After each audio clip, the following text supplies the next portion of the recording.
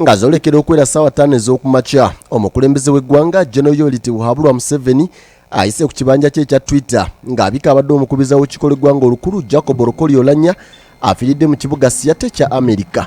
Oluvannyuma omwogezi wa gavumenti era minisita w'amawulire Dr. Chris Balyomunsi abikidde eggwanga era n'ategeeza nga bwe waliwo olutuulo olw'enjawulo olutudde akawungezi ka leero okukola ku nteekateeka ez'okuzza omulambo gwa Jacob Oulanyah n'okumuziika. Tujja kukola entegeka ey'okuleeta omubiri gwe kukomyawo mu Uganda tulabe engeri gye tugenda kumusabira n'okumutwala mu Palamenti n'okumuwerekera, naye tujja kufulumya puroguramu oba tumaze okugibagaabaga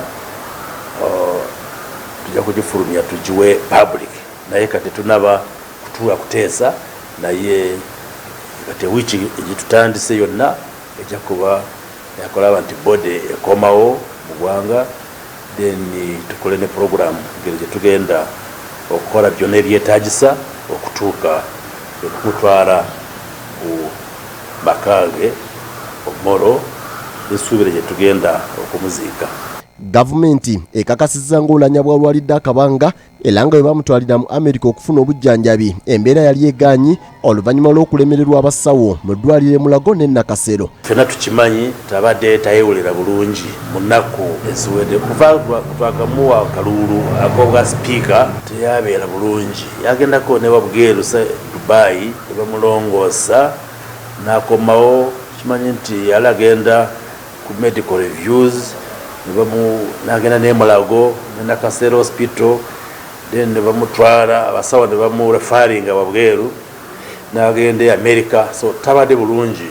Kyokka gavumenti esabye abantu obutabungeesa ngambo ku kyekividdeko okufa kwe okutuusa ng'ebbaluwa z'abasawo zifulumye. Kulindirira ebiwandiiko by'abasawo postmortem report yensuubira nti bagenda kukola postmortem eri Afiiridde edi batuwe ensonga kiki bulwadde ki bw'omusse, ate nga baba bamaze kutuwa postmortem report tujja janjulira abafamire n'abantu bwe bakyetaagibwa, naye ekikulu tumanyi nti abadde mulwadde ate abasawo babadde bamujanjaba. Dr. Balyomunsi ayogedde ku Oulanyah ng'abadde omukulembeze ateetiririra ayagala eggwanga era omuweereza wa NRM ate mutya nga wafiiridde yabadde omumyuka wa ssentebe wa NRM mu bitundu by'amambuka g'eggwanga. Mungu aba ali mu ntebe Palamenti egenda mu maaso kubanga nti bamemba ba Palamenti babeera bali comfortable kubanga amanyi amateeka ate yaweereza chansi buli muntu yenna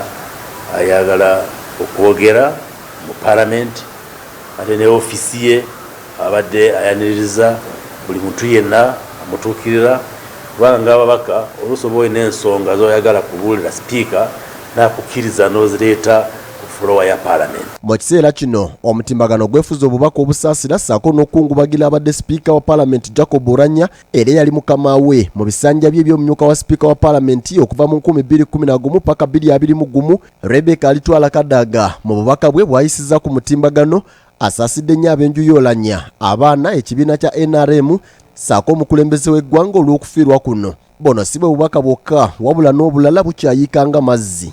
Wetukoledde eggulire lino tutuuseeko mu maka g'omugenzi Muyenga era embeera tusanze nzikakkamu.